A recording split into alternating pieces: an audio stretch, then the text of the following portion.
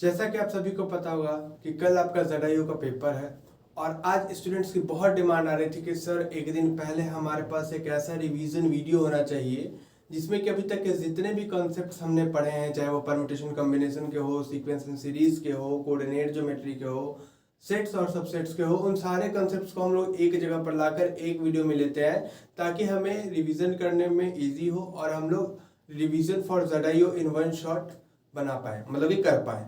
Okay, तो इसी सोच के साथ हम लोग इस वीडियो को बना रहे हैं। ओके, जिसमें कि हम लोग धीरे धीरे एक एक करके सारे कॉन्सेप्ट्स को यूज करेंगे। ठीक है, तो हम लोग अपने शुरुआत करेंगे टॉपिक का परमुटेशन एंड कॉम्बिनेशन से। ओके, तो बेसिकली परमुटेशन और कॉम्बिनेशन में आपको याद होगा कि हमने शुरुआत की थी फंडामेंटल प्रिंसिपल ऑफ काउंटिंग से। तो जैसा कि हमको पता है कि जो ट्रेडिशनल तरीका है काउंटिंग का, अगर उसी तरीके से हम लोग काउंटिंग करते रहे तो बहुत सारे हमारे लाइफ में ऐसे काउंटिंग होते हैं जिनको काउंटिंग करने में हो सकता है कई दिन, कई हफ्ते या कई महीने तक लग जाए। बट अगर हम लोग फंडामेंटल प्रिंसिपल ऑफ काउंटिंग का यूज करते हैं तो उन्हीं बड़े बड़े काउंटिंग्स को, जो कि ट्रेडिशनल तरीके से कई वीक्स या कई मंथ्स ले रहे थे, उन काउंटिंग को हम लोग फ्रैक्शन ऑफ सेकंड या फ्रैक्शन ऑफ मिनट में कंप्लीट कर सकते हैं। और ये जो फंडामेंटल प्रिंसिपल ऑफ काउंटिंग है वो हमारे लाइफ को बहुत ज़्यादा इजी बना देती है। तो अब हम लोग सीखते हैं कि क्या होता है fundamental principle of counting. Okay, तो हम लोग पढ़ने जा रहे हैं फंडामेंटल प्रिंसिपल ऑफ काउंटिंग। तो ये फंडामेंटल प्रिंसिपल ऑफ काउंटिंग दो तरीके का होता है। एक होता है फंडामेंटल प्रिंसिपल ऑफ एडिशन और एक होता है fundamental principle of multiplication. Generally जब हम लोग काउंट करते हैं किसी भी चीज को तो कभी कभी उसको एडिशन के हेल्प से काफी आसानी से किया जा सकता है और कभी कभी उसे मल्टीप्लिकेशन के हेल्प से काफी आसानी से किया जा सकता है। अगल बगल काफी नॉइज है क्योंकि मैं दिन में शूट कर रहा हूँ और हम लोग अभी रोड के साइड रहते हैं। ओके, सो आप उसको इग्नोर करना और अपने टॉपिक पर मेनली फोकस करना। ओके, अगर हम लोग बात करें फंडामेंटल प्रिंसिपल ऑफ एडिशन की, तो सपोज दैट कि हमारे पास एक काम है P जिसको करने के m अलग अलग इंडिपेंडेंट तरीके हैं। एक हमारा काम है Q जिसको करने के लिए n अलग अलग इंडिपेंडेंट तरीके हैं। ये जो मैं वर्ड यूज कर रहा हूँ इंडिपेंडेंट तरीके हैं, इसका मतलब ये है कि P को करने के लिए जो तरीके हैं वो Q के होने या ना होने से अफेक्ट नहीं होते हैं। n को करने के जो Q को करने के जो n तरीके हैं वो तरीके P के होने या ना होने से अफेक्टेड नहीं होते हैं। ओके, तो इसका मतलब होता है इंडिपेंडेंट। ठीक है, तो सपोज दैट कि हमारे पास एक P काम है जिसको करने के लिए m अलग अलग इंडिपेंडेंट तरीके हैं और हमारे पास एक Q काम है जिसको करने के लिए n अलग अलग इंडिपेंडेंट तरीके हैं। और एक हमारा काम है R जो कि तब भी कंप्लीट माना जाएगा जब केवल P हो जाए और वो तब भी कंप्लीट माना जाएगा जब केवल Q हो जाए। तो ऐसे R काम को करने के कितने तरीके होंगे? तो वो तरीके होंगे m प्लस n और इसी को कहते हैं हम लोग fundamental principle of addition. Okay, अब अगर हम लोग इसके एग्जांपल की बात कर रहे हैं, ठीक है, तो सपोज दैट कि हमारे पास एक सिनेमा हॉल है। ठीक है, हमारे पास एक सिनेमा हॉल है। ठीक है, इस सिनेमा हॉल में इधर से घुसने के 3 रास्ते हैं और इधर से घुसने के 2 रास्ते हैं और इधर से घुसने के 3 रास्ते हैं। एक हमारे पास सिनेमा हॉल है जिसमें इस साइड से एंट्री के लिए 3 रास्ते, इस साइड से एंट्री के लिए 2 रास्ते और इस साइड से एंट्री के लिए 2 रास्ते। और इधर हमारा स्क्रीन है तो ऑब्वियसली बात है कि इधर से कोई एंट्री नहीं होगी, इधर से कोई एंट्री नहीं होगी। कोई भी आदमी या तो इधर से 3 तरीके से एंट्री ले सकता है, या तो इधर से एंट्री ले सकता है, या तो इधर से एंट्री ले सकता है। अब हमारा काम ये है कि हमें सिनेमा देखने जाना है। अंदर हम हॉल के बाहर कहीं खड़े हैं और हमें सिनेमा देखने जाना है, हमारा काम ये है। अब अगर हम लोग इस साइड से जाए तो हमारे पास है 3 रास्ते, अगर हम इस साइड से जाए तो हमारे पास है 3 रास्ते और अगर हम लोग इधर से जाए तो हमारे पास है 2 रास्ते। ओके, और हमारा काम है कि हमें सिनेमा हॉल के अंदर जाना है। ठीक है, तो अब हमें पता है कि हम सिनेमा हॉल के अंदर इधर से भी जा सकते हैं। अगर हम इधर से जाते हैं तो भी हमारा काम होगा, अगर हम इधर से जाते हैं तो भी हमारा काम होगा और अगर हम इधर से जाते हैं तो भी हमारा काम होगा। यहाँ पे जहाँ पे हम लोग P और Q का बात किए थे, यहाँ पर एक और इंडिपेंडेंट वर्ग आ गया। ओके, तो अगर हमें सिनेमा हॉल में जाना है तो टोटल हमारे पास कितने रास्ते हैं? 3 + 3 + 2, मतलब कि 3 3 6 2 8, मतलब कि टोटल हमारे पास 8 रास्ते हैं। ठीक है, तो यहाँ पर हम लोग देखें कि फंडामेंटल प्रिंसिपल ऑफ एडिशन से इजिली कर लिए। ओके, अब हम लोग सीखेंगे कि फंडामेंटल प्रिंसिपल ऑफ मल्टीप्लिकेशन क्या होता है। यहाँ पर हम लोग देख सकते हैं कि अगर हम लोग लेफ्ट साइड से जाने को अगर हम लोग P नाम देते हैं, राइट साइड से जाने को अगर हम लोग Q नाम देते हैं, और बीच से जाने को सपोज हम लोग A नाम देते हैं, ए नाम देते हैं कि अगर हम लोग P से जाते हैं तो अगर हम लोग लेफ्ट साइड से जाते हैं तो हमारा P काम हो रहा है, राइट साइड से जा रहे तो हमारा Q काम हो रहा है, और अगर हम लोग बीच से जा रहे तो हमारा A काम हो रहा है। तो अगर P, A या Q किसी भी काम को करने से चूंकि हमारा काम हो रहा है, हम सिनेमा हॉल के अंदर पहुंच जा रहे हैं, तो सिनेमा हॉल में पहुंचने के कितने तरीके होंगे, P + A + Q के जो तरीके होंगे वो। ओके, अब हम लोग इसको हटा देते हैं। अब हम लोग पढ़ते हैं fundamental principle of multiplication. Suppose that कि हमारे पास P ऐसे काम है, सपोज दैट कि हमारे पास P ऐसे काम है जिनको करने के M इंडिपेंडेंट तरीके हैं, और हमारे पास एक Q ऐसा काम है जिसको करने के N अलग अलग तरीके हैं, और एक हमारा काम है R जो कि तभी पॉसिबल है, जो कि तभी हो पाएगा जब P भी हो और Q भी हो। ठीक है, तो R के होने के कितने तरीके होंगे, तो वो होंगे M × N। आप चाहो तो इस तरीके से अपने नोटबुक में इसको नोट भी कर सकते हो और नीचे स्टेटमेंट भी लिख सकते हो कि यहाँ पर ये दोनों होना जरूरी है और यहाँ पर कोई भी एक होगा तो हमारा काम हो जाएगा। ओके, अब फंडामेंटल प्रिंसिपल ऑफ काउंटिंग के हम लोग फंडामेंटल प्रिंसिपल ऑफ मल्टीप्लिकेशन के हम लोग एक एग्जांपल देख लेते हैं। सपोज दैट कि ये वही क्वेश्चन है, ये सिनेमा हॉल है, इसके एंट्री के लिए 3 डोर है। जैसे कि जनरली सिनेमा हॉल में होता है कि एंट्री का डोर अलग होता है और एग्जिट का डोर अलग होता है। तो हमारे सिनेमा हॉल में 3 डोर है एंट्री के लिए, ये है एंट्री के लिए, और एक एग्जिट डोर इधर है। एग्जिट डोर कितना है, एग्जिट डोर भी 3 है, हमारे पास एग्जिट डोर भी 3 है। अब मुझे सिनेमा देखकर बाहर निकलना है। ठीक है, तो अगर पूछा जाए कि आपके सिनेमा देख के बाहर निकलने के कितने तरीके होंगे, तो एक हमारा काम हुआ एंट्री का जिसको करने के 3 अलग अलग तरीके हैं, एक हमारा काम है एग्जिट का जिसको करने के लिए 3 अलग अलग तरीके हैं, और एक हमारा काम है कि एंट्री लेकर एग्जिट लेना। मतलब कि हमारा काम तभी कंप्लीट माना जाएगा जब हम एंट्री भी लें और फिल्म देखकर एग्जिट भी लें। तो उसके टोटल कितने तरीके होंगे, सिंपली 3 × 3 दैट इज 9 तरीके होंगे। आप लोग देख सकते हो, सपोज दैट हम एंट्री इधर से लेंगे लेकिन एग्जिट इधर से ले लें, हो सकता है कि एंट्री तो इधर से ले लेकिन एग्जिट इधर से ले लें, हो सकता है कि एंट्री इधर से ले और एग्जिट इधर से ले, तो 3 तरीके हो गए। फिर इधर से भी हम लोग को 1, 2 और 3 तरीके मिलेंगे, फिर इधर से भी हम लोग को 1, 2 और 3 तरीके मिलेंगे। तो टोटल कितने तरीके हो जाएंगे, 9 तरीके हो जाएंगे। ओके, तो ये तो आपका कंप्लीट हो गया fundamental principle of counting. I don't think so कि फंडामेंटल प्रिंसिपल ऑफ काउंटिंग में कोई भी दिक्कत होगी। और हाँ, यहाँ पर हमने केवल 2 कार्य लिए हैं। अगर सपोज दैट कि हमारे पास P, Q, R, S, T, suppose that कि हमारे पास 5 काम है, ठीक है, ठीक है, इसको करने के A तरीके हैं, इसको करने के B तरीके हैं, इसको करने के C तरीके हैं, इसको करने के D तरीके हैं, इसको करने के E तरीके हैं, और एक हमारा काम U है जो कि तब पूरा होगा जब इनमें से कोई भी एक काम पूरा किया जाए। तो U को करने के कितने तरीके होंगे, A + B + C + D + E। मतलब कि हम बस 2 एग्जाम्पल लिए थे, फंडामेंटल प्रिंसिपल ऑफ एडिशन या फंडामेंटल प्रिंसिपल ऑफ मल्टीप्लिकेशन कितने भी नंबर ऑफ इंडिपेंडेंट वर्क्स पे अप्लाइड होते हैं। ओके, परमुटेशन कॉम्बिनेशन में हम लोग पढ़ेंगे परमुटेशन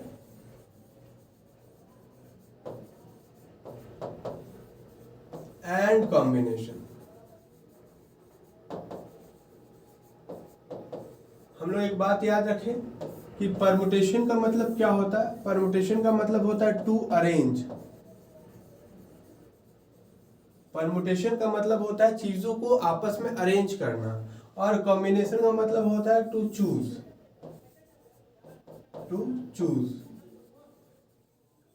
ओके, अब इन दोनों चीज को 1 by 1 करके पढ़ते हैं। पहले हम लोग पढ़ेंगे कॉम्बिनेशन। कॉम्बिनेशन को इस तरीके से डिनोट किया जाता है NCR। Okay, NCR। तो NCR का मतलब होता है कि हमारे पास N अलग अलग चीजें दी गई हैं, उसमें से हमको R अलग अलग चीजें चूज करनी है। जैसे कि हमारे पास इंडियन क्रिकेट टीम में 15 लोग चुनकर 15 लोग हमारे टीम के होते हैं, जिसमें से बेस्ट 11 को ग्राउंड पर उतारा जाता है। ठीक है, तो 15 लोगों में से 11 लोगों को चुनना है। ठीक उसी तरीके से यहाँ पर n लोगों में से r लोगों को चुनना है। तो उसके कितने तरीके होंगे, अभी अब डिराइवेशन पर मत जा, चुके हम लोग वन शॉट वीडियो बना रहे हैं, तो मैं शॉर्ट में बताता हूँ कि अगर n लोगों में से हम लोग को r लोगों को चुनना है तो इसके कितने टोटल तरीके होंगे, factorial n upon factorial r into factorial n minus r। Okay, अब आप लोग सोच रहे होंगे कि फैक्टोरियल क्या होता है, तो हम बहुत बार बता चुके हैं कि सपोज दैट कि अगर हमें 3 का फैक्टोरियल निकालना है तो इसका मतलब होगा 3 इंटू 2 इंटू 1। अगर हमें 6 का फैक्टोरियल निकालना है तो इसका मतलब होगा 6 into 5 into 4 into 3 into 2 into 1। Okay, suppose that कि हमें n का फैक्टोरियल निकालना है ना, हमें n का फैक्टोरियल निकालना है तो ये होगा n into n minus 1 into n minus 2 into ऐसे डॉट डॉट डॉट डॉट करते करते 1 तक। ओके, तो आई थिंक फैक्टोरियल आपको समझ में आ गया होगा। फैक्टोरियल n का मतलब होता है n से लेकर 1 तक के बीच में जितने भी इंटीजर आएंगे उन सभी का मल्टीप्लिकेशन। ओके, तो तो NCR जैसा हम लोग समझे कि NCR का मतलब होता है कि n अलग अलग चीजों में से r अलग अलग चीजों को चूज करने के तरीके। ठीक है, तो हम लोग जैसा कि देख सकते हैं, जैसे कि अगर हमारे पास बोला जाए कि हमारी टीम है 15 लोगों की, जिसमें से हमको बेस्ट 11 चुनना है, तो हम लोग इसमें क्या करेंगे, फैक्टोरियल 15 अपॉन फैक्टोरियल r मतलब कि 11 और फैक्टोरियल 15 में से 11 जाएगा तो इंटू फैक्टोरियल 4। अब यहाँ पर गौर करने वाली बात ये है कि ये तो है फैक्टोरियल 11। ओके, और अगर हम लोग 15 फैक्टोरियल को ध्यान से देखें, 15 फैक्टोरियल को ध्यान से देखें तो इसको लिख सकते हैं 15 into 14 into 13 into 12 into 11 into 10 into 9 into 8 dot dot dot करते करते हम लोग 1 तक आएंगे। अब ये जो 11 से लेकर यहाँ तक का ये जो पार्ट है वो क्या होगा, ये अपने आप में फैक्टोरियल 11 होगा। ये समझ में आया, 11 से लेकर 1 तक के जो पार्ट होगा, क्योंकि 11 10 9 8 ऐसे करते करते 1 तक जाएगा, उसको हम लोग फैक्टोरियल 11 लिख सकते हैं। तो जो फैक्टोरियल 15 है इसको हम लोग लिख सकते हैं 15 into 14 into 13 into 12 into factorial 11 divided by factorial 11 into factorial 4। अभी फैक्टोरियल 11 से फैक्टोरियल 11 कट गया तो ऊपर क्या बचा, 15 गुना 14 13 12 बटा फैक्टोरियल 4 का वैल्यू क्या होता है, 4 इंटू 3 इंटू 2 इंटू 1। जैसा कि हम लोग देख सकते हैं 4 से 12 होता है, 12 कट गया और ये 2 से कट गया 7, तो हमारा आंसर क्या आ गया 15 इंटू 7 इंटू 13। ओके, तो इस तरीके से हम लोग कैलकुलेट कर सकते हैं कि 15 लोगों में से 11 लोगों को चुनने के इतने सारे अलग अलग तरीके होंगे। ओके, तो आई थिंक कि परमुटेशन और कॉम्बिनेशन में अब कोई भी दिक्कत नहीं रहा होगा। ओके, अब हम लोग एक बार परमुटेशन कॉम्बिनेशन तो हमारा हो गया, अब हम लोग एक बार परमुटेशन की बात करें। एक इसमें शॉर्ट ट्रिक हम लोग सीख सकते हैं। ओके, इतना जो करने का तरीका है, जैसे कि हम 15 से 11 किए, इतना लंबा चौड़ा किए, हम क्या करेंगे 15 से 11 में क्या करेंगे कि बड़े वाले में से छोटे वाले को घटा दें। अगर ये जो 11 है ये r है, अगर वो n/2 से बड़ा है, जैसे कि 15/2 करेंगे तो 7.5 आएगा। अगर 7.5 से यहाँ पर जो r है वो अगर बड़ा है तो बड़े में से छोटे को घटा दो तो क्या होगा 15c4। ठीक है, इसका आंसर या इसका आंसर इक्वल आएगा। ओके, आप लोग वहां से ऑब्जर्व कर सकते हो। ठीक है, क्यों इक्वल आएगा मैं थोड़ी देर में ये भी बता दूंगा। तो 15c4 का अगर वैल्यू निकालना है तो क्या करेंगे, 15 से घटते हुए 4 प्रोडक्ट लिखेंगे, 15 14 13 12। 15 से घटते हुए 4 टर्म को हम लोग मल्टीप्लाई करेंगे और नीचे क्या करेंगे फैक्टोरियल 4 कर देंगे, मतलब 4 गुना 3 गुना 2 गुना 1। देखो तो यहाँ पर इसके बाद हम लोग ये स्टेप किए, फिर ये स्टेप किए, तो अंत में तो हमको यही मिला था। ये 2 स्टेप करने के बाद तो हमको यही मिला था, तो क्यों ना हम लोग डायरेक्ट यहाँ से यहाँ जंप कर जाए। ठीक है, तो ये एक शॉर्ट ट्रिक हो गया। शॉर्ट ट्रिक में क्या कहना चाह रहा हूँ कि अगर 15c11 है ना, तो आप लोग देख रहे हो कि यहाँ पर जो r है वो n/2 से बड़ा है। ये जो r का वैल्यू है वो n/2 से बड़ा है। पहले तो हम लोग को एक चीज याद रखनी है कि NCR हमेशा बराबर होगा NC n-r के। ठीक है, एन सी आर हमेशा बराबर होगा N C N minus R के। जैसे कि अगर हम लोग बात करें 15C11, ये हमेशा बराबर होगा 15C4 के। मतलब 15 लोगों में से 11 लोगों को चुनने के तरीके और 15 लोगों में से 4 लोगों को चुनने के तरीके इक्वल होंगे। कैसे होंगे देखते हैं। 15 लोगों में से 11 लोगों को चुनने के कितने तरीके होंगे? फैक्टोरियल 15 बट्टा फैक्टोरियल 4 मल्टीप्लीकेशन फैक्टोरियल 15 में से 11 फैक्टोरियल 11 ये आएगा। ओके, और 15C4 का वैल्यू क्या आएगा? फैक्टोरियल 15 बट्टा फैक्टोरियल आर लिखेंगे तो क्या आएगा? 4 और फैक्टोरियल एन माइनस आर करेंगे 15 में से 4 तो 11। तो हम लोग देख सकते हैं कि जो यहाँ पर आया है वही चीज यहाँ पर आया है। तो एन सी आर जो है हमेशा बराबर होता है N C N minus R के। ठीक है, तो मैं ये कहना चाह रहा हूँ कि अगर सपोज 15C11 हमको दिया हुआ था तो हम लोग देखें कि ये जो 11 है वो n/2 से हमेशा बड़ा है, n/2 से ये बड़ा है। तो क्या करें कि इसको लोअर फॉर्म में हम पहले कन्वर्ट कर देंगे। 15C11 को हम लोग लिख सकते हैं 15C4, और जैसे हम लोग इसको लोअर फॉर्म में लेते हैं 15C4 आ गया, तो अब हमें क्या करना है कि 15 से 4 घटते हुए टर्म को मल्टीप्लाई में लिखना है। तो 15, 14, 13, 12 और नीचे क्या होगा? 4 गुना 3 गुना 2 गुना 1। ठीक है, तो हम लोग 15C11 को करते हैं तो 3-4 स्टेप जो बीच में आते हैं उसके बाद हम लोग इस पोजीशन पर पहुंचते हैं।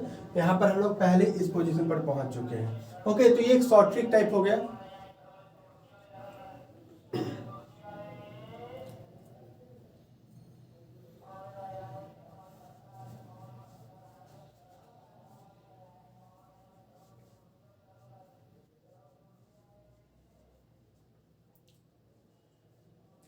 ओके, तो यहां तक हमें कॉम्बिनेशन अच्छे से समझ में आ गया। अब हम लोग परमुटेशंस पढ़ेंगे। ओके,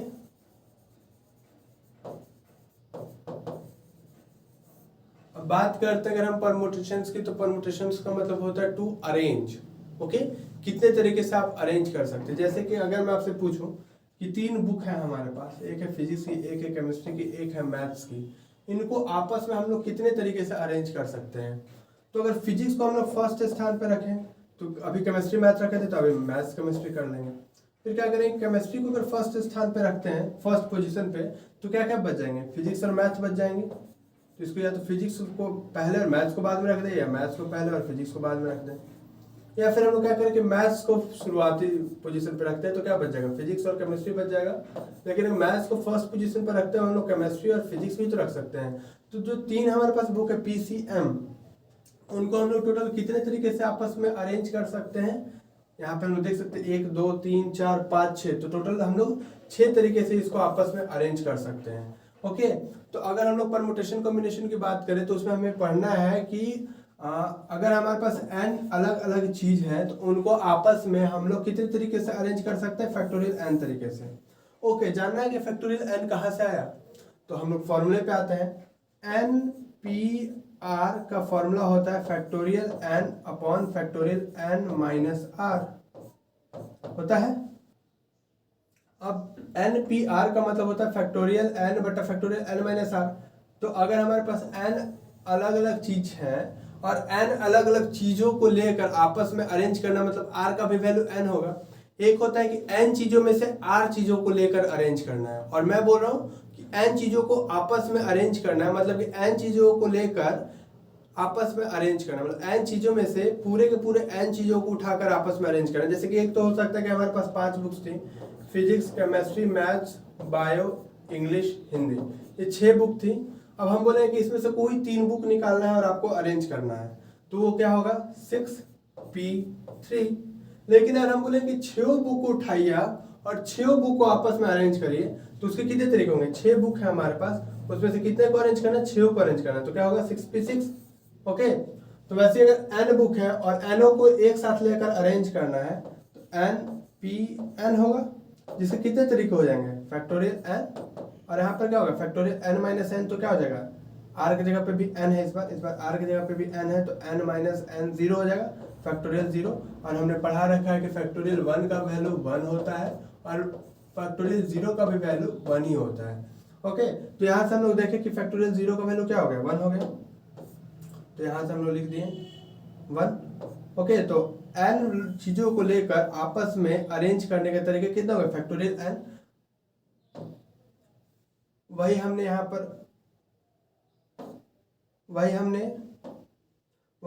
पर बोला था कि अगर हमारे पास n चीजें हैं तो उनको आपस में फैक्टोरियल n तरीके से अरेंज कर सकते हैं। यहाँ पर आपने देख भी लिया कि हमारे पास 3 बुक थे तो उनको आपस में हम लोग कितने 6 तरीके से अरेंज किए। क्यों? क्योंकि फैक्टोरियल 3 का जो वैल्यू है वो होता है 3 × 2 = 6। तो चीजों को अगर हम लोग समराइज करें तो कॉम्बिनेशन का मतलब होता है टू चूज और परमुटेशन का मतलब होता है टू अरेंज। ओके, मतलब कि एक दूसरे के साथ अरेंज करना, कितने तरीके से आप उसको अरेंज कर सकते हो। ठीक है, तो अगर हम लोग एक जगह फॉर्मूला लिखें तो n परमुटेशन की बात करें NPR का, तो इसका फॉर्मूला होता है factorial n upon factorial n minus r। अगर हमारे पास n चीजें हैं उनमें से r चीजों को लेकर अरेंज करने के तरीके जो है वो होंगे इतने। और अगर हमारे पास कॉम्बिनेशन की बात करें NCR की, तो अगर हमारे पास n चीजें हैं उनमें से r चीजों को आपस में लेकर, अगर हमारे पास n चीजें हैं उसमें से r चीजों को अगर चूज करना है तो उसको चूज करने के तरीके होंगे factorial n upon factorial r into factorial n minus r। Okay, अब अरेंजमेंट में एक कंसेप्ट हमें न्यू पढ़ना है, अरेंजमेंट ऑफ आइडेंटिकल थिंग्स।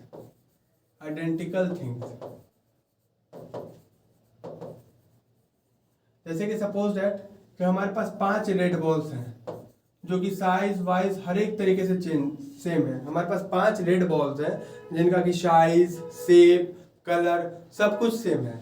अब उनको आपस में हमें अरेंज करना है, कितने तरीके से कर सकते हैं? सोचो कि अगर हमारे पास 5 बॉल हैं तो उनको आपस में हम लोग कितने तरीके से अरेंज कर सकते हैं? ऑब्वियस सी बात है कि एक ही तरीके से अरेंज कर सकते हैं कि ये 5 बॉल है, किसी को भी आगे करें किसी को भी पीछे रखें, क्या कोई फर्क पड़ेगा? ऑब्वियस सी बात है कि नहीं पड़ेगा। क्यों? क्योंकि पांचों के पांचों आइडेंटिकल बॉल्स हैं। ठीक है, तो मैं इसे क्या कहना चाह रहा हूँ, मैं ये कहना चाह रहा हूँ कि सपोज दैट कि हमारे पास 5 रेड बॉल्स हैं।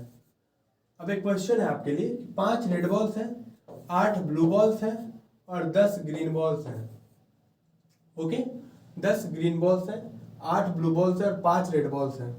और हमें इसमें से कोई भी 3 बॉल उठाने हैं, इसमें से कोई 2 बॉल उठाने हैं और इसमें से कोई 4 बॉल उठाने हैं। ठीक है, 5 रेड बॉल्स में से हमें कोई भी 3 रेड बॉल्स उठाने हैं, 8 बॉल्स में से कोई भी 2 ब्लू बॉल्स उठाने हैं और 10 ग्रीन बॉल्स में से कोई 4 ग्रीन बॉल उठाने हैं और उनको आपस में अरेंज करना है। तो अरेंज करने के टोटल कितने तरीके होंगे, ये आपका क्वेश्चन है। आपको 5 red ball, 8 blue ball, 10 green ball दिए गए हैं, उसमें से आपको 3 रेड बॉल, 2 ब्लू बॉल और 4 ग्रीन बॉल उठाकर आपस में अरेंज करने हैं। आप कितने तरीके से उनको अरेंज कर सकते हो? ठीक है, और कंडीशन ये है कि जो रेड बॉल्स हैं वो आप एक साथ रहेंगे, ब्लू बॉल्स हैं वो एक साथ रहेंगे और जो ग्रीन बॉल्स हैं वो एक साथ रहेंगे। ओके,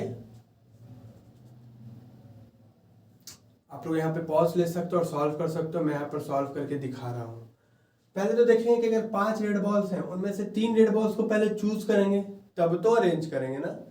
तो हमारे पास 5 रेड बॉल्स में से अगर हमें 3 रेड बॉल्स उठाने तो 5C3 तरीके से, 8 ब्लू बॉल में से 2 ब्लू बॉल उठाना है तो 8C2 तरीके से, और अगर 10 ग्रीन बॉल में से हमें 4 ग्रीन बॉल उठाने हैं तो ये कितने तरीके से होंगे? 10C4। मैं मल्टीप्लाई क्यों कर रहा हूँ? क्योंकि हमारा काम तब कंप्लीट हो जब हम तीनों में से चीजों को चूज करें और आपस में अरेंज करें। अब ये तो चीजें हो गई, अब आपस में अरेंज करनी तो हमारे पास कितने टोटल 3, 2, 5, 4, 9 बॉल आ गए। अब आप कहोगे सर अब 9 बॉल को आपस में अरेंज करना है तो सिंपली हम लोग मल्टीप्लाई कर देंगे फैक्टोरियल 9 से। क्यों भाई, हम लोग फैक्टोरियल 9 से आपस में मल्टीप्लाई कर सकते हैं। ठीक है, चलो मैं आपको कंडीशन आपका हटा देता हूँ कि जो भी बॉल्स हैं वो जरूरी नहीं कि एक साथ हो, कहीं भी हो सकते हैं। ठीक है, तो आप तो क्या करोगे कि भाई 5 रेड बॉल्स में से 3 रेड बॉल्स हमने यहाँ पे चूज कर लिए, 8 ब्लू बॉल में से 2 ब्लू बॉल चूज कर लिए और 10 ग्रीन बॉल में से 4 ग्रीन बॉल चूज करने के इतने सारे तरीके हो गए। और एक बार जब हमने चूज कर लिए तो हमारे पास 9 बॉल्स आ गए। उन 9 बॉल्स को आपस में अरेंज करने कितने? फैक्टोरियल 9 तरीके। बट हम भूल गए कि 3 बॉल सेम तरीके के थे, ये 2 बॉल सेम तरीके के थे और ये 4 बॉल सेम तरीके के थे। जब भी ऐसा हो तो हमें उतने फैक्टोरियल से डिवाइड करना होता है। Okay, 3 factorial into 2 factorial into 4 factorial. अब ये जो हमारा आएगा ये टोटल हमारा आंसर कहलाएगा। अब सोचने वाली बात ये है कि हमने यहाँ पर डिवाइड क्यों दिया। अब इस कंसेप्ट को हम लोग अब समझेंगे कि हमने यहाँ पर डिवाइड क्यों दिया। ओके, तो अब हम लोग चीजों को समझते हैं। जैसा कि अगर हमारे पास 5 रेड बॉल्स था, जैसे कि हमने पिछले स्लाइड में देखा था, हमारे पास 5 रेड बॉल है, इनको आपस में अरेंज करने के लिए कितने तरीके हैं? एक। लेकिन आप तो बोल दोगे कि अगर ये सारे अलग अलग होते तो इनको आपस में अरेंज करने को होते फैक्टोरियल 5 तरीके। बट चूंकि ये सारे के सारे सेम है तो आंसर क्या आएगा? 1। तो हमें अगर आंसर 1 लाना है तो क्या करेंगे? 5 फैक्टोरियल से डिवाइड देंगे तब तो आंसर 1 आएगा ना। अब समझो, मैं आपको एकदम डीप कॉन्सेप्ट में नहीं ले जा रहा हूँ क्योंकि कुछ मैथमेटिकल कॉन्सेप्ट है जो कि आपको नहीं समझ में आएंगे, बट इस तरीके से आप इजिली चीजों को समझ सकते हो कि अगर हमारे पास 5 रेड बॉल्स हैं तो उसको आपस में अरेंज करने के एक ही तरीके होंगे, क्योंकि कैसे भी रखो सेम ही अरेंजमेंट रहेगा। ठीक है, कोई आगे कोई पीछे कुछ पता नहीं चलेगा। लेकिन यही 5 अगर अलग अलग कलर के बॉल होते तो उनको आपस में अरेंज करने के फैक्टोरियल 5 तरीके होते। बट चूंकि ये सेम है इसलिए लोग 5 फैक्टोरियल से डिवाइड दे दिए ताकि हमारा कितना आ जाए? आंसर 1 आ जाए। ठीक यही काम हमने यहां पर भी किया है। ओके, कि चूंकि यहां पर 3 सेम कलर के बॉल थे, 2 सेम कलर के बॉल थे और 4 सेम कलर के बॉल थे, इसलिए हमने यहाँ उतने से यहाँ पर डिवाइड दिया। तो एक आइडेंटिकल थिंग्स का आप याद रखना कि जब चीजें आइडेंटिकल होती हैं तो जब भी उसका हम लोग अरेंजमेंट कर रहे होते हैं तो जितने चीज आइडेंटिकल होंगे उसमें हम लोग उतने से डिवाइड देंगे। ठीक है, बट अगर आपको कहा जाए कि 10 लोगों में से 5 मेन चूज करने हैं और 3 वुमेन चूज करनी है तो वहां पर आप ये चीज नहीं कर सकते क्योंकि हर एक मेन हर एक वुमेन आपस में यूनिक होते हैं। ठीक है, बट हमने क्वेश्चन में दिया था कि यहाँ पर आइडेंटिकल बॉल्स हैं तो आप इनके साथ ये काम कर सकते हो। ओके, अब हम लोग आगे बढ़ते हैं।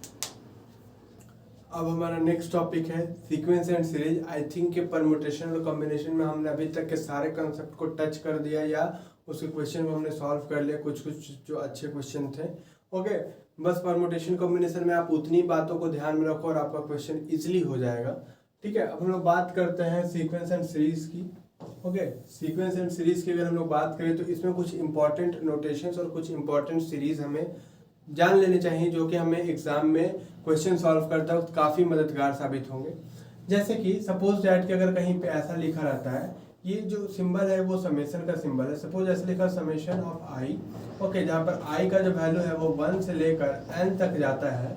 इसका मतलब होता है जैसे कि आई का इनिशियल वैल्यू क्या है? 1, तो 1 लिखेंगे। फिर समेशन का मतलब होता है प्लस, फिर आई का वैल्यू बढ़ के क्या हो जाएगा? 2 हो जाएगा, फिर प्लस, फिर आई का वैल्यू बढ़ के 3 हो जाएगा, फिर प्लस, और ये डॉट डॉट डॉट डॉट करते करते n तक आएगा। तो ये 1 + 2 + 3 + डॉट डॉट डॉट n को हम लोग इस नोटेशन से सिंबलाइज करते हैं। ओके, तो आई डोंट थिंक यहाँ पर किसी को प्रॉब्लम होगा कि इस सिंबल का मतलब ये क्यों हो रहा है। ठीक है, चूंकि ये सिंबल है तो हो रहा है, इसको इसी तरीके से डिफाइन ही किया गया। ओके, तो बहुत सारे बच्चे ना एग्जाम में उनको पता ही नहीं होता इस सिंबल का मतलब। ठीक है, तो इसलिए वो कर नहीं पाते। ओके, तो आई थिंक अब इस सिंबल में कोई दिक्कत नहीं होगी। एक फंक्शन होता है modulus function. Suppose modulus of x है। ठीक है, तो ये जो मॉडुलस है ना, ये ऐसे 2 डंटी होता है, जो ऐसे 2 डंटी होता है ना, ये इसको कहते हैं हम लोग मॉडुलस। ठीक है, मॉडुलस का काम क्या होता है ना कि इसके अंदर कोई भी चीज जाएगा ना, चाहे वो निगेटिव हो या पॉजिटिव हो, इसका आंसर हमेशा पॉजिटिव आएगा। जैसे कि अगर हम लोग बोले मॉडुलस ऑफ -5 होगा, मॉडुलस ऑफ -10 होगा, मॉडुलस ऑफ 0, ऑब्वियस सी बात है 0 ना तो नेगेटिव है ना तो पॉजिटिव है, तो 0 का मॉडुलस 0 ही होगा। अब अगर हम लोग बात करें मॉडुलस ऑफ 5 तो इसका भी आंसर 5 होगा। मतलब कि मॉडुलस एक ऐसी चीज है जिसके अंदर कोई भी नंबर हो, चाहे वो नेगेटिव हो या पॉजिटिव हो, वो पॉजिटिव बन ही जाता है। एक बार मैं ट्राई करूंगा कि आपको एक्सप्लेन करूँ कि कैसे होता है। ओके, तो ये जो मॉडुलस फंक्शन है ना, अगर इसके अंदर जो x है, अगर वो पॉजिटिव है तब तो ये सिंपली +x को प्रिंट कर देता है, मतलब +x को आउटपुट दे देता है। लेकिन अगर इसके अंदर x जो है निगेटिव है ना, तो ये अगर x का वैल्यू निगेटिव है ना तो ये आउटपुट में -x लिखता है। अब एक माइनस बाहर लगा और x का वैल्यू खुद ही निगेटिव था तो इसके साथ एक माइनस होगा तो माइनस माइनस प्लस बन जाता। तो अब आपको समझ में आया होगा कि मॉड्यूलस ऑफ x निगेटिव संख्या को भी पॉजिटिव कैसे बना देते हैं, क्योंकि जैसे उसको पता है तो होता है कि x निगेटिव है, वो एक एक्सटर्नल निगेटिव साइन को आउटपुट में ऐड कर देता है, जिसके कारण जो ओवरऑल चीजें हैं वो पॉजिटिव बन जाती हैं। और अगर x का वैल्यू 0 है ना तो मॉडुलस का वैल्यू भी 0 ही आएगा। ओके, तो आई थिंक कि मॉडुलस क्लियर हो गया होगा। अब कुछ सीरीज की हम लोग बात करते हैं। आप लोग क्लास 10th में एपी और क्लास 11th-12th में हो आप लोग तो एपी जीपी एचपी पढ़े होंगे, ठीक है। तो एपी के जो बच्चे 10th में हैं वो एपी के एडिशन और बेसिकली एडिशन के फॉर्मूले याद रखे तो ज़्यादा बेटर होगा। अब एपी क्या होता है, सपोज दैट कि 2 + 4 + 6 + 8 + 10 प्लस इस तरीके से अगर हमारे पास एक सीरीज दी हुई है 2 + 4 + 6 + 8 + 10, तो इसमें एक चीज खासियत है कि 4 में से अगर 2 घटाएंगे तो कितना मिला 2, 6 में से 4 घटाए तो क्या है 2, 8 में से 6 घटाए तो क्या है 2। मतलब कि इस सीरीज में एक कॉमन डिफरेंस है, मतलब कि हर एक अगले टर्म में से पिछला टर्म घटाते हैं तो एक हम लोग को कॉमन डिफरेंस मिलता है, जिसको हम लोग डी से डिनोट करते हैं। जो हमारा पहला टर्म होता है ना उसको हम लोग ए से डिनोट करते हैं, ओके। और जो हमारा कॉमन डिफरेंस होता है ना उसको 2 से डिनोट करते हैं। तो अगर हमारे पास एक एपी का सीरीज है तो उसको सिंपली सम करने का, सपोज दैट कि इसमें n टर्म्स है, मान लेते हैं कि हम इसमें n टर्म्स है, ठीक है। तो n टर्म्स को ऐड करने का फॉर्मूला होता है n/2 2a + n-1 × d। n का वैल्यू आपको क्वेश्चन से पता होगा, d का वैल्यू आप निकाल लोगे और पहला टर्म भी आपको साफ साफ दिख रहा होगा। तो n पता है, a पता है और d पता है, तो आप इजिली इसका सम निकाल सकते हो। अगर आप क्लास 11th-12th में हो तो आप लोग जीपी और एचपी भी देख लेना, ओके। बट यहाँ पर अब हम लोग कुछ स्पेशल सीक्वेंस देखेंगे। एक तो एपी हो गई, आपको एपी पे कंट्रोल होना चाहिए कि एपी का समेशन हम लोग कैसे निकालते हैं। बट अब हम लोग यहाँ पर कुछ स्पेशल सीक्वेंस भी देखेंगे, ओके। जैसे कि सपोज दैट कि समेशन ऑफ एन की बात करें, अगर हम लोग समेशन ऑफ एन की बात कर रहे हैं, ठीक है। समेशन ऑफ एन का मतलब क्या होता है, समेशन ऑफ एन का मतलब अगर बस कुछ भी नहीं, अगर ऐसे लिखा हुआ है तो आपको खुद से समझ रहा है कि n का वैल्यू 1 से शुरू हो रहा है वो n तक जा रहा है। तो समेशन ऑफ n का मतलब होता है 1 + 2 + 3 + 4 + dot dot dot dot dot n तक, ऐसा आ रहा है। तो अगर इस तरीके का है सम तो उसका डायरेक्ट वैल्यू होगा n × n + 1/2, और ये आपको पता होना चाहिए। सपोज दैट कि अगर 1 + 2 + 3 + 4 + 5 + डॉट डॉट कर करके 50 तक दिया हुआ है, 50 तक, तो इसका यहाँ पर हम देख सकते हैं कि n का वैल्यू 50 है, तो इसका सिंपली आंसर आएगा 50 × 11 सॉरी 51/2, ओके। तो आप लोग देखें कि 50 टर्म को जोड़ने में जो हमको कई मिनट लग जाते हैं, हो सकता है आधा घंटा से अधिक भी लग जाए, उसको हम लोग 1 मिनट में कैसे सॉल्व कर सकते हैं, ओके। तो इस तरीके का हमारे पास बहुत सारा सीक्वेंस होता है। जैसे कि ये हो गया समेशन ऑफ n का सीक्वेंस, ठीक है। आपको समेशन ऑफ n² का सीक्वेंस भी याद रखना चाहिए। समेशन ऑफ n², यहाँ पर n का वैल्यू 1 से लेकर n तक हो रहा है, तो इसका मतलब इसका ये हुआ कि 1² + 2 का स्क्वायर + 3 का square plus dot dot dot, इस तरीके से n का स्क्वायर है। तो इसका सिंपली फॉर्मूला हो जाता है n × n + 1 × 2n + 1/6। केवल आपको n का वैल्यू डालना है और आपको आंसर मिल जाएगा। जैसे कि सपोज दैट 1 का स्क्वायर, 2 का स्क्वायर, 3 का स्क्वायर करते करते अगर यहाँ पर 50 का स्क्वायर लिखा होता और आपको इन सबका सम निकालना होता, तो पहले आप स्क्वायर वैल्यू लिखते और फिर सबको जोड़ते हैं। उससे सिंपल है कि आप सीधे n के जगह पे 50 लिखो, तो 50 × 51 × 100 + 1 101/6, यही आंसर होगा, ओके। तो ये हुआ समेशन ऑफ n² का वैल्यू, ओके। अब हम लोग पढ़ते समेशन ऑफ n³ का वैल्यू। समेशन ऑफ n³, तो इसका क्या होता है n × n + 1/2 का d² ओके। सिंपल आप लोग समझ रहे होंगे कि समेशन ऑफ n³ का मतलब क्या होगा, 1 का क्यूब + 2 का क्यूब + 3 का cube plus dot dot dot dot dot n का क्यूब, ओके। यहाँ तक चीजें हो गई। अब सीक्वेंस और सीरीज हमारा कंप्लीट हो गया। अब हम लोग आगे बढ़ते हैं अपने कोऑर्डिनेट ज्योमेट्री के जर्नी में, ओके। हमें कोऑर्डिनेट ज्योमेट्री भी अच्छे से समझ में आनी चाहिए कि कोऑर्डिनेट ज्योमेट्री क्या होती है। इस बार एक मैनहट्टन डिस्टेंस से क्वेश्चन भी आया था, जिसमें कोऑर्डिनेट ज्योमेट्री का एक्चुअली 2020 का था वो क्वेश्चन, जिसमें कोऑर्डिनेट ज्योमेट्री का एक कंसेप्ट था मॉडुलस का और कोऑर्डिनेट ज्योमेट्री का। तो आपको बेसिक कोऑर्डिनेट ज्योमेट्री पता होनी चाहिए। बेसिक कोऑर्डिनेट ज्योमेट्री में आपको ये पता होना चाहिए कि ये एक इस तरीके से वर्टिकल एक्सिस होता है जिसको हम लोग कहते हैं एक्स एक्सिस, और एक हमारे पास वाई एक्सिस, और एक हमारे पास हॉरिजॉन्टल एक्सिस होता है जिसको हम लोग कहते हैं एक्स एक्सिस। ये जो वर्टिकल एक्सिस है इसको कहते हैं वाई एक्सिस, और ये जो हॉरिजॉन्टल एक्सिस है इसको हम लोग कहते हैं एक्स एक्सिस। ओके, इसको हम लोग कहते हैं x axis. Okay, suppose that कि अलग अलग यूनिट बने हुए हैं, जैसे कि ये 1 यूनिट हो गया, ये 2 यूनिट हो गया, ये 3 यूनिट हो गया, ये 4 यूनिट हो गया, 5 यूनिट हो गया। ये जो हमारा इंटरसेक्शन है इसको हम बोलते हैं ऑरिजिन। अब चीज़ों को समझना है कि आखिर कोऑर्डिनेट ज्योमेट्री की हमें ज़रूरत क्यों पड़ी। तो एक्चुअली होता क्या है, एक मिनट, होता क्या है कि अगर हमें किसी भी पॉइंट को अगर लोकेट करना है तो आखिर हम लोग कैसे उसको लोकेट करें। तो पहले सोचा गया कि हम एक यूनिवर्सल लाइन पार देते हैं और सिंपली देख लें कि इससे कितनी दूरी पर कोई ऑब्जेक्ट है। ठीक है, तो हम लोग बोले हैं कि एक डंडा है जिससे 5 यूनिट दूरी पर एक पॉइंट रखा हुआ है, तो ये पॉइंट हुआ।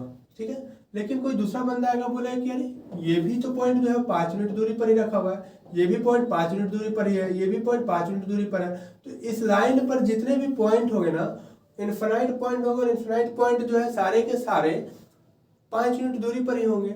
तो अगर हमें 2 डायमेंशनल में अगर हमें किसी पॉइंट की एग्जैक्ट लोकेशन चाहिए तो कम से कम हमें 2 एक्सिस चाहिए। 3 डायमेंशन में हमें कम से कम 3 एक्सिस चाहिए, तभी हम लोग किसी भी पॉइंट को लोकेट कर सकते हैं। और 1 डायमेंशन में हमें केवल एक एक्सिस चाहिए होता है जिसके रिस्पेक्ट में हम लोग पॉइंट को लोकेट कर सकते हैं। ठीक है, तो चूंकि हमें पता है कि जनरली हम लोग 2 डायमेंशनल ज्योमेट्री पढ़ रहे हैं, कोऑर्डिनेट ज्योमेट्री में हम लोग 2 डायमेंशनल ज्योमेट्री पढ़ते हैं। ओके, 2 डायमेंशनल ज्योमेट्री पढ़ते हैं। ठीक है, तो 2 डायमेंशनल ज्योमेट्री के लिए दो एक्सिस बहुत जरूरी है, तभी हम लोग किसी भी पॉइंट को एग्जैक्टली लोकेट कर सकते हैं। क्यों? क्योंकि आपने देखा कि अगर हम लोग केवल एक ही एक्सिस रखेंगे और उससे बोले कि 5 यूनिट राइट साइड में एक पॉइंट है, तो इनफाइनाइट ऐसे पॉइंट होंगे जो कि 5 यूनिट राइट साइड में होंगे। तो आखिर एग्जैक्टली हम लोग किस पॉइंट को लोकेट करना चाह रहे हैं, इस बात के लिए हमें 2 परपेंडिकुलर एक्सिस की जरूरत पड़ेगी ही पड़ेगी। ठीक है, तो वो एक्सिस हमारे पास होता है एक वाई एक्सिस और एक एक्स एक्सिस। सपोज दैट कि हमारा कोई पॉइंट है, ये हमारा एक ये पॉइंट है, तो अब इस पॉइंट को हमको एग्जैक्टली लोकेट करना है कि ये पॉइंट इस प्लेन में, एक्स वाई प्लेन में कहाँ पर एग्जिस्ट करती है। तो अगर हमें पता करना है कि ये पॉइंट जो है कहाँ पर एग्जिस्ट कर रही है, तो हम लोग देखेंगे कि इसके एक्स एक्सिस से दूरी क्या है और वाई एक्सिस से दूरी क्या है। तो हम लोग देख सकते हैं कि इसकी एक्स एक्सिस से कितनी दूरी है, 1 यूनिट, 2 यूनिट, 3 यूनिट, ये 1 यूनिट, ये 2 यूनिट, ये 3 यूनिट। ठीक है, अगर बात करें इसकी एक्स एक्सिस से कितनी दूरी है, इस लाइन की इस पॉइंट की एक्स एक्सिस से कितनी दूरी है, 3 यूनिट। इस पॉइंट की वाई एक्सिस से कितनी दूरी है, इस पॉइंट की वाई एक्सिस से कितनी दूरी है, 4 यूनिट है। ओके, तो जैसे कि हम लोग देख रहे हैं कि इस पॉइंट की, सपोज दैट इस पॉइंट का नाम P है, इस पॉइंट की वाई एक्सिस से 4 यूनिट दूरी है और एक्स एक्सिस से 3 यूनिट दूरी है। तो जो एक्स एक्सिस से दूरी होता है ना, वो कहलाता है वाई कोऑर्डिनेट, और जो वाई एक्सिस से दूरी होती है ना, वो कहलाता है एक्स कोऑर्डिनेट। ठीक है, तो चूंकि वाई एक्सिस से इसकी दूरी 4 है तो इसलिए हम लिखेंगे 4 कॉमा, और एक्स एक्सिस से इसकी दूरी 3 है तो इसलिए लिखेंगे 3। ठीक है, तो इस पॉइंट का कोऑर्डिनेट क्या हुआ, 4,3, जो कि ये बताता है कि वाई एक्सिस से 4 यूनिट दूरी पर है और एक्स एक्सिस से 3 यूनिट दूरी पर है। ये थोड़ा कंफ्यूजिंग है कि वाई एक्सिस से जो दूरी है उसको हम लोग एक्स कोऑर्डिनेट कहते हैं, और एक्स एक्सिस से जो दूरी होती है उसको हम लोग वाई कोऑर्डिनेट कहते हैं। ठीक है, अब चीजें समझनी है कि फर्स्ट क्वाड्रेंट में एक्स कोऑर्डिनेट भी पॉजिटिव होगा और वाई कोऑर्डिनेट भी पॉजिटिव होगा। क्यों? क्योंकि अगर ये एक्स एक्सिस है तो इस साइड हम लोग पॉजिटिव एक्स एक्सिस मानते हैं और इस साइड हम लोग निगेटिव एक्स एक्सिस मानते हैं, इधर हम लोग निगेटिव एक्स एक्सिस मानते हैं। ओके, ठीक उसी तरह से हम लोग ऊपर पॉजिटिव वाई एक्सिस मानते हैं और नीचे हम लोग निगेटिव वाई एक्सिस मानते हैं। नीचे में क्या, निगेटिव वाई एक्सिस मानते हैं। Okay, negative Y axis. Okay, अब हम लोग देखते हैं कि अगर हम लोग सेकंड क्वाड्रेंट में आते हैं, सपोज दैट सेकंड क्वाड्रेंट में हम लोग इस पॉइंट को लोकेट कर रहे हैं। ओके, हम लोग इस पॉइंट को लोकेट कर रहे हैं। सेकंड क्वाड्रेंट में हम लोग इस पॉइंट को लोकेट कर रहे हैं। सपोज दैट कि सेकंड क्वाड्रेंट में हम लोग इस पॉइंट को लोकेट कर रहे हैं। तो जरा देखो तो ये जो पॉइंट है ये वाई एक्सिस से कितनी दूरी पे है, 1 2 3 4 5 6 यूनिट दूरी पे है। ये जो पॉइंट है ये वाई एक्सिस से कितनी दूरी पर है, 6 यूनिट पर है, और एक्स एक्सिस से कितनी दूरी पर है, 4 यूनिट पर है। तो इसका हम लोग अगर कोऑर्डिनेट लिखते हैं, ठीक है, तो ये y एक्सिस से कितनी दूरी है, तो 4 यूनिट, लेकिन निगेटिव साइड में, तो इसका कोऑर्डिनेट हो जाएगा -4। और चूंकि ये y एक्सिस x एक्सिस से तो ऊपर ही है, ऊपर कितने यूनिट है, सॉरी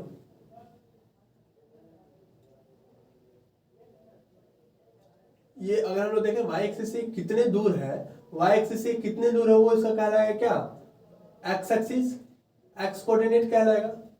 y एक्सिस से ये कितने दूर है, ये इसका x कोऑर्डिनेट कहलाएगा, लेकिन ये निगेटिव डायरेक्शन में, इसलिए इसका x कोऑर्डिनेट -6 होगा और y कोऑर्डिनेट क्या होगा 4। क्यों, क्योंकि अभी भी ये x एक्सिस से ऊपर ही है, अभी भी ये क्या है, x एक्सिस से ऊपर है। तो आई थिंक ये कोऑर्डिनेट सिस्टम क्लियर हो गया कि पहले क्वाड्रेंट में दोनों ही कोऑर्डिनेट पॉजिटिव होते हैं, दूसरे क्वाड्रेंट में x एक्सिस नेगेटिव होता है, y एक्सिस पॉजिटिव होता है, तीसरे क्वाड्रेंट में दोनों ही नेगेटिव होते हैं, और चौथे क्वाड्रेंट पे x तो पॉजिटिव होता है लेकिन y नेगेटिव होता है, क्योंकि आप लोग देख सकते हो कि यहाँ पर जो भी पॉइंट होगा वो इसके नीचे होगा और इसलिए यहाँ पे नेगेटिव एक्सिस आएगा। ठीक है, तो आप लोग देख सकते हो कि इस x एक्सिस के नीचे यहाँ पर भी y नेगेटिव है, यहाँ पर भी y नेगेटिव है, और इस y एक्सिस के पीछे यहाँ पर भी x नेगेटिव है और यहाँ पर भी x नेगेटिव है। ठीक है, तो आई थिंक यहाँ तक अब कोऑर्डिनेट सिस्टम में कोई भी दिक्कत नहीं होगा, ये बेसिक कोऑर्डिनेट सिस्टम आपको पता होनी चाहिए। ओके, इसके बाद इसको क्लीन करते हैं और चीज़ों को समझते हैं, स्ट्रेट लाइन के कुछ कॉन्सेप्ट्स को। ठीक है, तो सिंपली अगर हम लोग ZIO में देखें तो एक स्ट्रेट लाइन का अगर हम लोग को कॉन्सेप्ट पता हो तो हम लोग काफ़ी इजीली उसको कन्कर कर सकते हैं। तो हम लोग अभी बेसिकली स्ट्रेट लाइन के इक्वेशन का एक फॉर्म देखेंगे। ठीक है, जनरली क्या होता है, स्ट्रेट लाइन का इक्वेशन जो होता है linear equation of x and y होता है। लाइक अगर इस तरीके से लिखा हुआ है 2x + 4y = 8 लिखा हुआ है। ठीक है, तो ये एक स्ट्रेट लाइन का इक्वेशन है। ठीक है, ये एक स्ट्रेट लाइन का इक्वेशन है, तो इसको आखिर हम लोग कैसे अपने कोऑर्डिनेट एक्सिस पर ड्रॉ करेंगे, इस चीज को हमें सीखना है। तो अगर ये 2x + 4y = 8 यहाँ पर दिया हुआ है, तो हम लोग क्या करेंगे ना कि इसको हमेशा ट्राई करेंगे कि x/a + y/b = 1 के फॉर्म में हम इसको अरेंज कर लें। अब अगर हमको इस फॉर्म में अरेंज करना है तो हम लोग क्या करेंगे, अगर हम लोग 8 से दोनों साइड डिवाइड दे दें, इधर भी 8 से डिवाइड दे दें, इधर भी 8 से डिवाइड दे दें और इधर भी 8 से डिवाइड दे दें, तो क्या इधर साइड वाला 1 आ जाएगा। तो यहाँ पे क्या हो जाएगा, x अपॉन ये कटेगा तो 4 हो जाएगा, प्लस y अपॉन ये अगर कटेगा यहाँ से, ये कटेगा तो 2 आ जाएगा, तो 2 = 1 हो गया। तो अगर हम लोग को पास ये फॉर्म कैसे भी आ जाता है एक बार स्ट्रेट लाइन का, तो मतलब कि हमारे स्ट्रेट लाइन का इक्वेशन फॉर्म हो गया। तो हमें क्या करना है कि x पर 4 इंटरसेप्ट करना है, 1 2 3 4, ये 4 इंटरसेप्ट करना है, और y पर 2 इंटरसेप्ट करना है, ये। ठीक है, जो स्ट्रेट लाइन होगा वो इन दो पॉइंट को टच करते हुए जाएगी। ठीक है, तो वो ये होगा। ठीक है, तो इस तरीके से आपको स्ट्रेट लाइन ड्रॉ करना है। ठीक है, आई थिंक कि आपको ये समझ में आया होगा कि आपके पास जैसा भी इक्वेशन दिया हो, आप ट्राई करो कि आप इसको इस फॉर्म में चेंज करो। एक बार इस फॉर्म में चेंज हो गया तो जो a का वैल्यू है वो x इंटरसेप्ट होता है, जो b का वैल्यू है वो y इंटरसेप्ट होता है। ओके, अब इसके बाद हमें बहुत सारी और चीज़ों का ध्यान रखना है, जैसे कि आपको बेसिक ज्योमेट्री का पता होना चाहिए। ठीक है, बेसिक ज्योमेट्री में सर्कल्स, स्क्वायर्स, रेक्टेंगल्स, रोम्बस, इन सभी के प्रॉपर्टीज पता होने चाहिए ताकि आप एग्जाम में एज ले पाओ। ठीक है, और एक आपको सेट और सबसेट का पता होना चाहिए, सेट एंड सबसेट। ठीक है, तो अगर हम लोग बात करें सेट की ना, कि सेट क्या होता है, तो बेसिकली सेट क्या है, कलेक्शन ऑफ थिंग्स। ठीक है, जैसे कि अगर हम बोले कि जॉन अब्राहम की कलेक्शन ऑफ कार्स क्या है। ठीक है, जॉन अब्राहम के पास क्या क्या कार्स की कलेक्शन है। तो सपोज दैट हम लोग एक सेट बनाते हैं ए, जिसमें हम लोग जॉन अब्राहम की suppose that collection of bike को रखते हैं। तो उनके पास R15 है, उनके पास ड्यूक है, उनके पास बुलेट है, और सपोज दैट कि उनके पास होंडा की कोई गाड़ी है। ठीक है, तो ये एक सेट है जो कि जॉन अब्राहम की बाइक की कलेक्शन को कंटेन करता है। तो बेसिकली जो सेट होते हैं ना, वो किसी ग्रुप ऑफ डेटा को कंटेन करते हैं, कुछ ग्रुप ऑफ डेटा को कलेक्ट करके अपने साथ एक साथ कंटेन करते हैं। ठीक है, जैसे कि अगर हम बोले कि आपको एक काउंटिंग नंबर जो कि 10 से छोटा हो उसका एक सेट बनाना है, एक ऐसा सेट बनाना है जो कि काउंटिंग नंबर को कंटेन करता हो जिसका कि वैल्यू 10 से छोटा हो। सपोज दैट कि हम लोग एक सेट बनाए, ए, ठीक है, 1 2 3 4 5 6 7 8 9 10। ओके, तो ये एक सेट बना जो कि काउंटिंग नंबर को कंटेन करता है जो कि 10 से छोटा हो। ठीक है, हम लोग को बोला एक और आप सेट बनाइए, एक और सेट बनाइए बी। इस सेट की खासियत ये होगी कि इसमें आपको इवन नंबर रखने हैं जो कि पॉजिटिव भी हो और 10 से छोटे भी हो। ठीक है, तो सपोज दैट कि इसमें बोला गया कि नेचुरल, आप जो सेट बी है उसमें आप नेचुरल नंबर रखिए जो कि इवन भी हो और 10 से छोटा भी हो। ठीक है, तो वैसा नेचुरल नंबर जो कि इवन भी हो और 10 से छोटा भी हो, वो क्या क्या हो सकता है? वो होगा 2 4 6 8 और 10, या 10 के बराबर भी हो सपोज है। ठीक है, तो आप लोग देख सकते हो कि ए में, आप लोग देख सकते हो कि जो बी में हर एक एलिमेंट है वो ए में तो मौजूद है, लेकिन ए का हर एक एलिमेंट बी में मौजूद नहीं है। तो जब ऐसा कभी होता है कि बी का हर एक एलिमेंट ए में हो लेकिन ए का हर एक एलिमेंट बी में ना हो, तो उस समय कहा जाए कि बी जो है वो सबसेट है ए का। ठीक है, बी जो है वो सबसेट है ए का। तो बस सेट और सबसेट में इतना ही पढ़ना है कि सेट क्या होता है, सिंपली कलेक्शन ऑफ डेटास होते हैं और उसके कुछ पार्ट को हम लोग सबसेट करते हैं। ठीक है, या हम लोग कह सकते हैं कि सपोज दैट कि जैसे कि अगर ये इतना बड़ा भारत है तो उसमें एक छोटा सा जगह बिहार होगा, तो पूरे भारत में बिहार है लेकिन बिहार में पूरा भारत नहीं है, तो बिहार जो है वो सबसेट है भारत का। ठीक है, आई थिंक कि permutation, combination, coordinate geometry, sequence and series और सेट एंड सबसेट और उसके बाद ये सारे कुछ बेसिक टॉपिक्स और बेसिक ज्योमेट्री है, इन सभी का अगर आप रिवीजन करके जाते हो तो आपको एग्जाम में काफ़ी एज मिलेगा। Okay, thank you.